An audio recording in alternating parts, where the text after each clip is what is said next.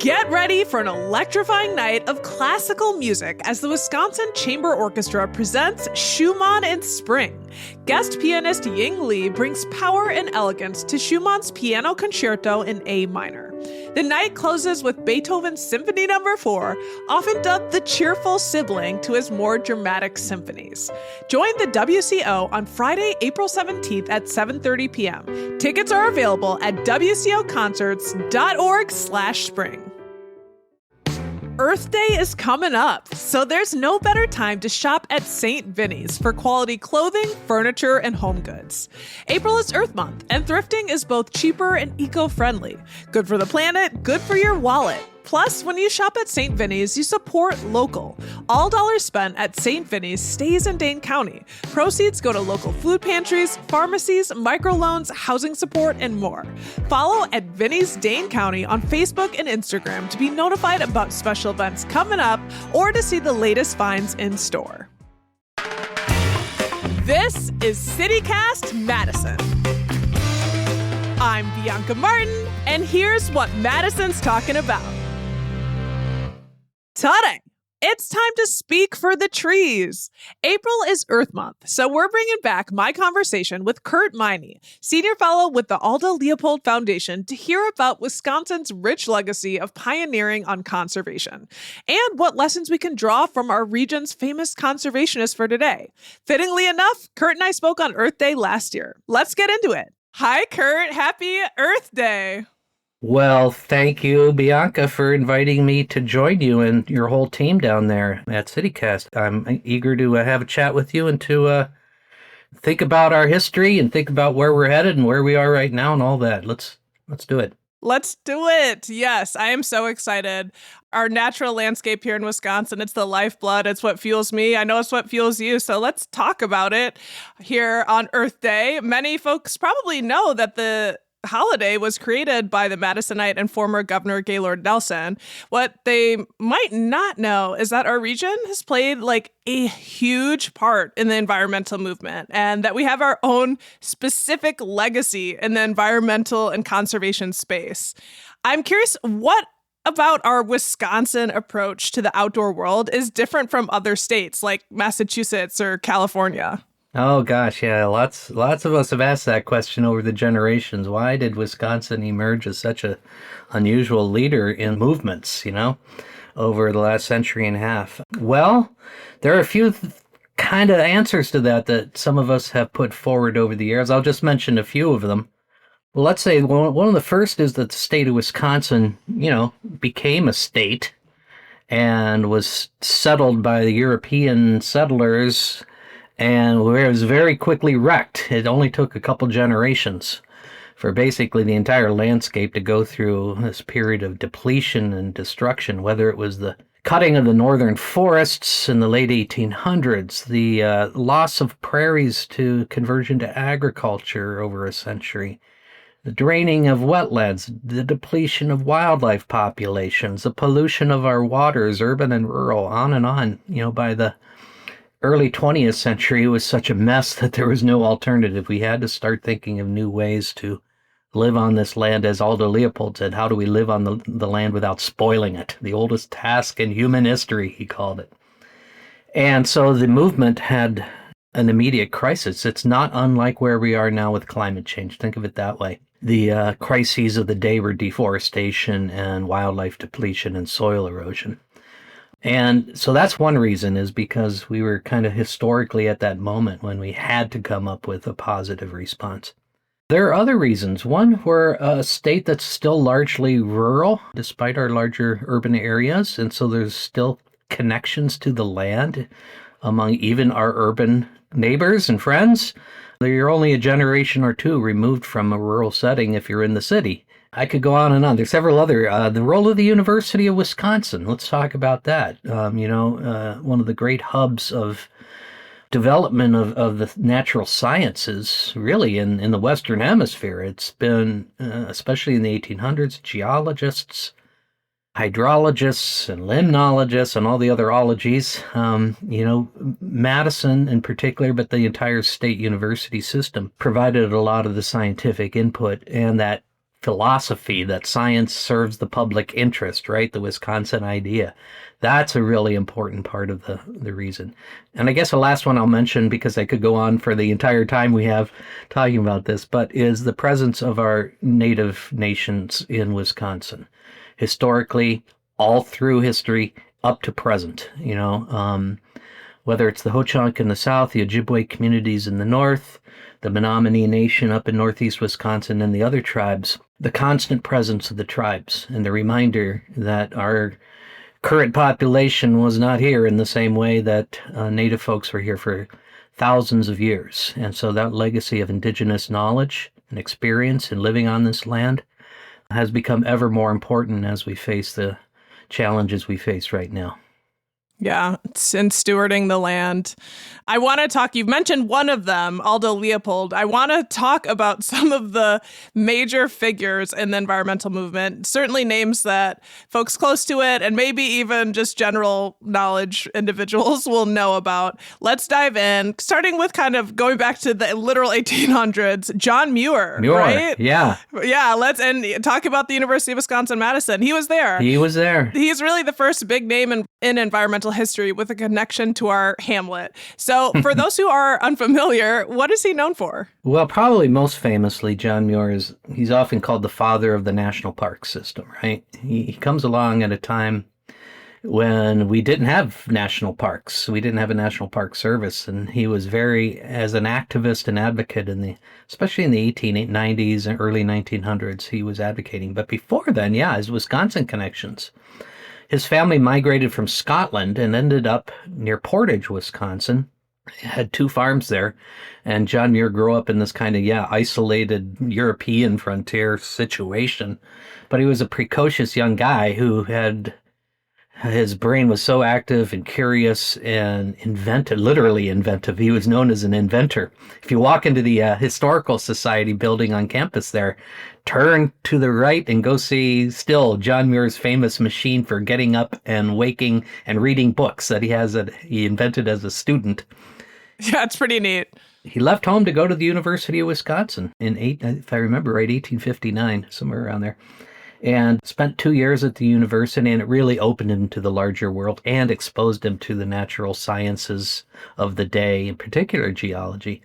And then he went off to pursue his career in his life. It ended up in California.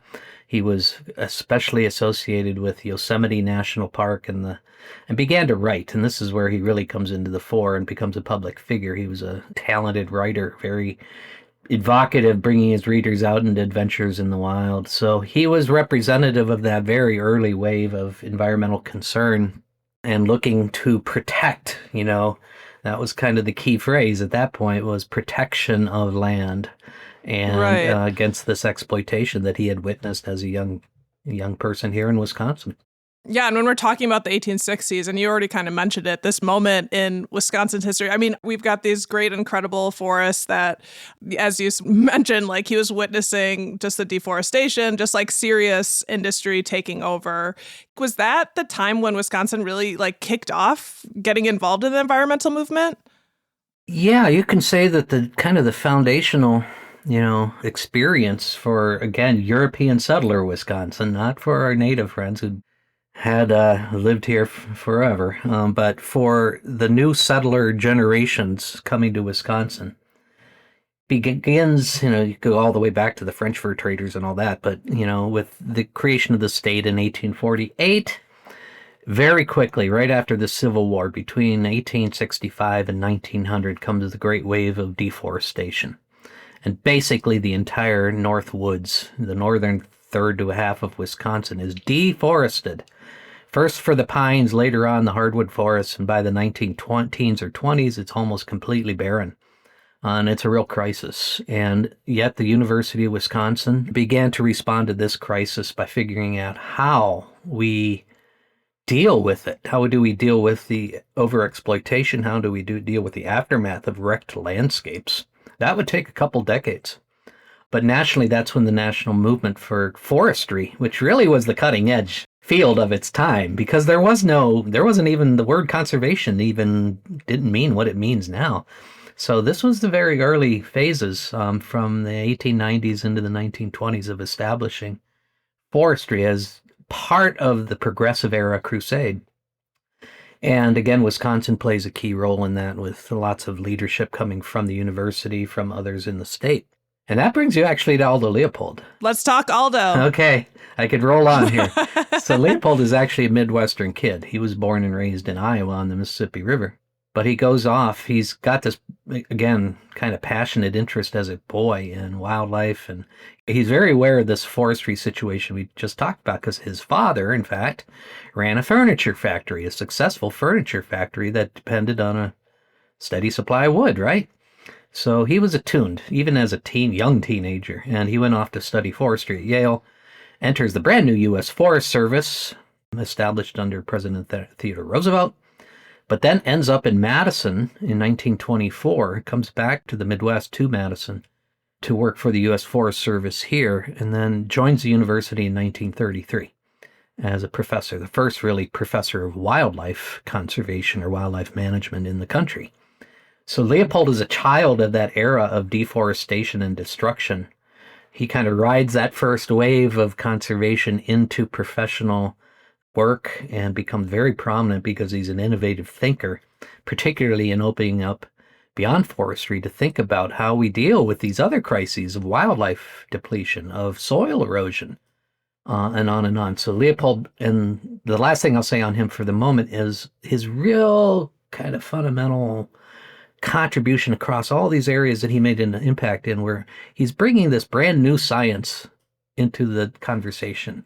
This new science called ecology that most people had never heard of. It was hardly even a vocabulary word at that point. And Leopold recognized early on that the science of relationships was fundamental to understanding how we sustain our livelihoods and lives on the land. I'm glad you took it there because I know you had mentioned the Wisconsin idea, which was that concept was published in 1912, right? So while Aldo Leopold was around, but the idea is that, you know, the university is going to serve the whole state. It's an ecological system idea. We hear about it a lot, but it's like we are connected to all of our systems, not just where you are right here. I'm glad that you brought up him bringing, you know, ecology to the fore in this new science, because that was really critical to the work. Yeah, and he's training the very first, you know, professional graduate students here at the University of Wisconsin. He is very active in what we would now call extension or outreach, right? He's all over the place, and he's working daily with farmers and with hunters and with, you know, everyone in the state. He was really in service to the idea of conservation. And as I once wrote, he became a resource himself for the state of Wisconsin. And through 1948, when he died, he was very involved, not just as a scientist at the university, but as a engaged, really, leader at the state level in every walk of public life. And folks who are in Madison might know there's a center here, the Aldo Leopold Center, that's located in Monona. Mm-hmm. There's also one in Baraboo, Wisconsin, yep. Where his shack is. You know a lot about this, considering you wrote a biography about Aldo Leopold. We want to throw that out there.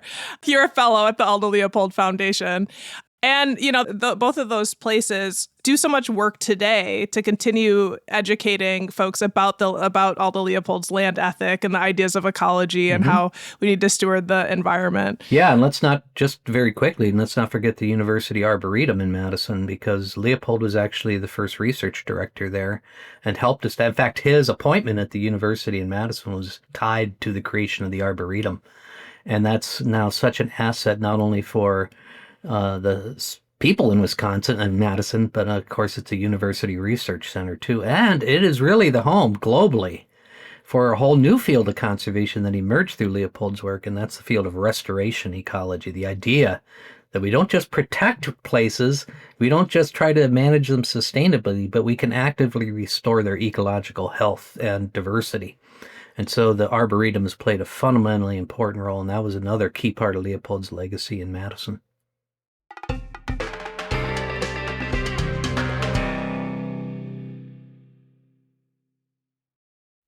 two sisters, two suitors, and a drunken wager about the nature of fidelity.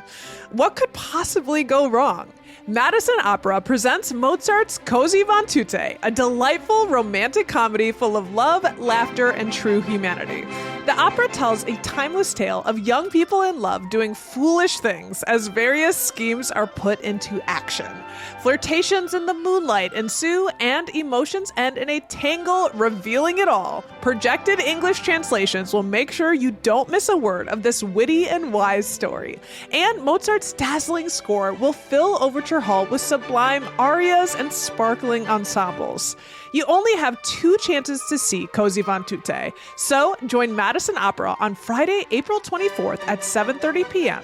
or Sunday, April 26th at 2:30 p.m. Tickets start at under $25, so get yours today at madisonopera.org. You know, folks who regularly listen to the show know that I grew up in Baraboo. So I had this experience of just a really incredible education at a young age about ecology and about preserving the environment with Devil's Lake, but also the Aldo Leopold Center, going to the Shack, and the International Crane Foundation. Just this rich legacy that I didn't necessarily take it for granted, but it was 100%. It was so deeply a part of my childhood experience. Well, and shaped who I am. Yeah. You're a true Badger. I mean, that's kind of what I often say is like, we just kind of absorb this through osmosis if you grow up in Wisconsin. The ethic of conservation that Leopold and, again, our indigenous peoples of Wisconsin have fostered over generations. It just comes, whether you're thinking about it or not, it comes to you through your interactions with your neighbors, but also with the places you live. So yeah, we are. And when you go outside of Wisconsin and you talk to people about all this, it's kind of like you notice the difference. Yeah. And I did want to just make a note about impacts. I remember the first time I went to California, I was probably 15. It was Northern California out, let's say, by San Francisco Bay, etc. I was so proud to learn that Aldo Leopold had a hand in conserving and preserving public lands all the way 2,000 miles away from us, right? Yeah. So the impact is everywhere. You know, we started this conversation saying Happy Earth Day. Let's talk about Gaylord Nelson, right? Gaylord. Right, because this is something you wrote, that by the 1970s, Wisconsin, quote, stood at the forefront of the emerging environmental movement. Can we talk about our guy, Gaylord Nelson? And, you know, he's a former governor and senator, created Earth Day. Like, he was so involved in environmental legislation, right?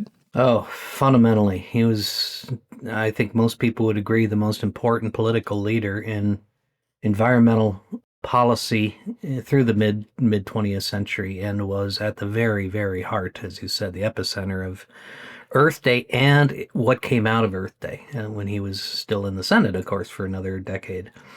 Oh, Gaylord, anyone who knew Gaylord could talk about him forever, and we always smile because he was deadly serious when it came to his work, especially on environmental issues, but he was also a leader in areas like civil rights and education and other fields. But of course, his most important, or at least best known legacy, is as an environmental leader. So he's deadly serious when it came to making progress, but he was also a very funny guy and knew how to balance his serious side with his lighthearted side. And anyone who ever heard him, and I'm laughing right now because I saw this many times, he would make you laugh when he was giving a speech before he drilled down to his serious message. And that was one reason he was so effective. So he grows up in northwest Wisconsin in the little town of Clear Lake, Wisconsin. How appropriate, right? And he goes on to this political career after serving in World War II. I think, you know, what's the connection here is he was the embodiment of this kind of general cultural commitment to conservation that Wisconsin had. I mean, he, again, sort of absorbed it maybe consciously, but a lot unconsciously. And when he became a prominent political leader in the state, he worked in a bipartisan way. And this is really important when we think of where we are now. But back then, concern about environmental issues and the desire to make progress in the legislative arena, it was broadly shared across the political spectrum. And Gaylord worked in closely with many people who were not even in his own party to make that progress. And he would do the same nationally. When he started Earth Day, he actually brought in a Republican congressman from the House of Representatives to be the co-chair. That was the way he operated. And he lived on, and I got to know him pretty well, actually, in his later years. And it's one of my most treasured kind of, I don't know, things that have come out of the work I've done is having a chance to get to know people like Gaylord Nelson. And then just to get to the point, though, on Earth Day, that was really, he consciously said, we need a movement here. If we're going to move the ball in the Congress, we need to show that the American people are concerned. So 20 million people coming out on April 1970. And I was one of them. I was just a young kid in grade school. And I remember distinctly going out to pick up litter off the playground lot and plant some trees. And yeah, I was a very young kid. And that's awesome. It left the impression on me. Yeah, I knew that he had created Earth Day, but some other things was just like, yeah, he was a senator for 18 years for our state, a U.S. senator. He also authored legislation to create the National Hiking Trail System, including like the 2,100-mile Appalachian Trail System. No big deal. He had key pieces of environmental legislation, including the Wilderness Act, Wild and Scenic Rivers, Endangered Species Act, Clean Air Act, Clean Water Act. I mean, it was a period of incredible innovation in national policy. But to be very blunt and open about it, these are in the news right now because we are seeing a reaction to that wave of legislation that, again, most of us alive now have been the beneficiaries of. Right. And we're seeing protests and demonstrations across the country in national parks and the national parks funding being slashed for sure. We won't go too deep into it because I know we're talking history. But while we're talking history, fascinating as it is, a Republican president, Richard Nixon, was one of the most prolific presidents when it comes to having an impact in these at that era in terms of signing into law a lot of bedrock environmental legislation. Absolutely right. That the Republican leadership, not to again dwell on the partisan aspects of all this, but it was fundamental. And here in Wisconsin, I'll just mention one example of this too. We have what's called the Knowles-Nelson Stewardship Fund, which was a bipartisan fund for protecting and acquiring and protecting public lands for the people of Wisconsin, named after Governor Nelson and Governor Knowles, the Republican. Mm-hmm. And it enjoyed bipartisan support and is actually in the news. You'll see it in the headlines probably in the next few weeks because it's another one of those issues that are being debated again right now. You've alluded to this a number of times in the conversation, and I knew we were going to get to it. We talked about three really well-known names in environmental history, but there are unsung heroes talking about, the contributions of our indigenous peoples here on the land, In Madison, their environmental impact certainly goes, so far back. This land we live on is the ancestral land of Ho-Chunk Nation, and there are the Ojibwe nations up north protecting and advocating for their land protections to this day, fighting tooth and nail. So can you talk about that a bit, like how indigenous knowledge has impacted environmentalism in our state and here, locally? Yeah, absolutely. Again, I offer these comments not as a Native person myself. That's very important to say. But I've had the opportunity to work with a lot of the tribes in Wisconsin for many years in many cases. So yeah, the Ho-Chunk Nation, its presence in Madison, in Teejop, the Four Lakes, has been there since long before Europeans arrived and endures and is being expressed in more in the last 10 years than it ever was when I was younger and in going to school in Madison and all that. I'll mention just very locally, since you have Baraboo roots, Bianca, between Baraboo and Madison, there used to be this great big military facility called the Badger Army Ammunition Plant, right? Yep. You drive by it. You know it. All the time. Right next to Great place to go birding now. It is. And it's right next to Daywakanchunk, which most people know as Devil's Lake, but Spirit Lake. The Ho-Chunk Nation was able to reclaim a portion of the Badger lands, but that is now known as Mawakanchunk Land, Spirit Lake. That's the name that the tribe chose to give to their piece of land. So here in southern Wisconsin, and that's just one example of the many places, the Kickapoo Reserve is another great example. Or right on campus in Madison and around the city, protecting effigy mounds.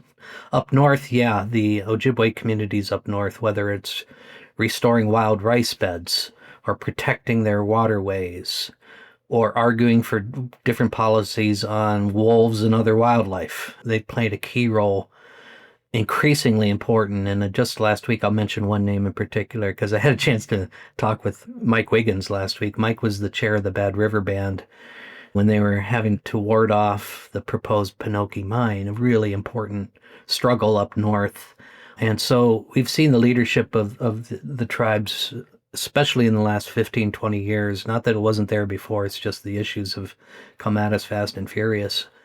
To me, the most powerful thing about this is we see kind of a converging of people and concern and interest from very different backgrounds. But I want to make a kind of a broader point, Bianca, because that's where you started, is we think of these great leaders, these figures, Leopold and John Muir and Gaylord Nelson, and they accomplished great things, but they could not have accomplished anything without the communities they represented and the communities they worked with.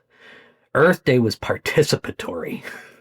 It was not people in the Capitol in Madison or in Washington saying what to do. It was 20 million people coming out. Another piece of our Wisconsin landscape I'll briefly mention is out near La Crosse, a place called Coon Valley, watershed of Coon Creek. Why is this important? Globally known. Why? Because it was the first place anywhere in the world, at least as far as I know, where all the farmers within this one watershed that had been badly degraded by soil erosion came together and said, to solve this problem, we have to work together as a whole community. So 400 or 500 farmers came together to help solve that problem, to heal that damaged watershed. And I'll be out there in a few weeks, and it's a great example of the fact that progress comes, we need the laws, we need the leaders, but we also need engaged communities, and that's part of the Wisconsin tradition. That is what Earth Day stood for, was participation and engagement. People power, yeah, man. Absolutely. People power. So, Kurt, this has been such a good conversation. I want to ask before we let you go, Madison really has had these figures and these people and the community that put us at the forefront of the environmental movement as we've laid out. Do you think we still are there? And if not, how can we get back on track? Oh, boy. That would take a whole nother segment maybe to talk through adequately. Bianca, we have lost ground in some ways. We face a whole nother suite of issues that we didn't face in the same way a generation or two ago. Climate change, biodiversity loss, on and on. We understand more than ever that we can't solve our conservation or environmental problems without also addressing the social dimensions of those issues. So it's a much more complex and complicated space we live in. The politics have obviously changed a lot.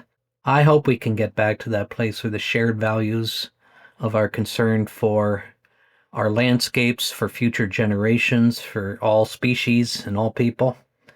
That's a legacy of Gaylord Nelson, too, who said as much on the first Earth Day, that these issues aren't just about the scenic value of the land or even the plants and animals. It's fundamentally about fairness and about respect.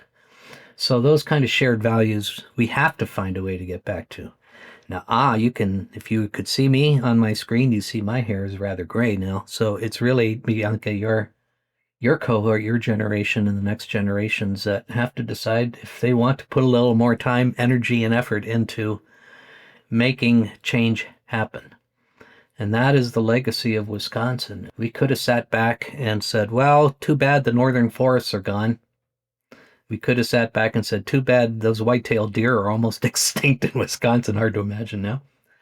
We could have said, too bad the Milwaukee River is a mess and polluted. We could have said, shucks, too bad that, on and on. But no, people stepped up, people from every walk of life and all stations and all backgrounds, talents, occupations, whatever. So it's part of living as a decent citizen and a decent ancestor, as some of my colleagues would like to say. And that was another kind of phrase that came out of a colleague in Wisconsin, Dr. Hugh Iltis, who says, what kind of ancestor do you want to be? So now that's the question before us. We're all going to be leaving legacies for those who follow us. So let's step it up. Let's take advantage of Earth Day and realize that Earth Day was a reflection of what John Lewis called good trouble, right? Making good trouble. So let's make good trouble going forward. That's a great place to leave it, Kurt. Thank you so much for coming on and bringing us all of this legacy and also leaving us with some good questions. You're very welcome. Thank you, Bianca, to you and your whole team for inviting me on and for highlighting Earth Day. That's Kurt Miney, Senior Fellow with the Aldo Leopold Foundation.